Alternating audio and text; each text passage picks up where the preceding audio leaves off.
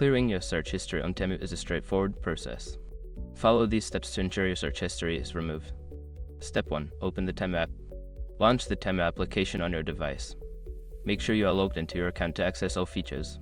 Step 2. Go to Account Settings. Locate and tap on the account or profile icon, usually found at the bottom of the screen. This will take you to your account settings. Step 3. Find Privacy Settings. Within your account settings, look for a section labeled Privacy or Security. Tap on it to access options related to your data and history.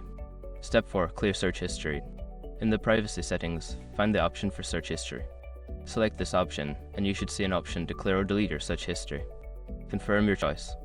Step 5. Restart the app. After clearing your search history, close the app completely and restart it. This ensures that the changes take effect and your search history is no longer visible. By following these steps, you can successfully clear your search history on Temu. Regularly managing your search history can help maintain your privacy and improve your overall experience on the app.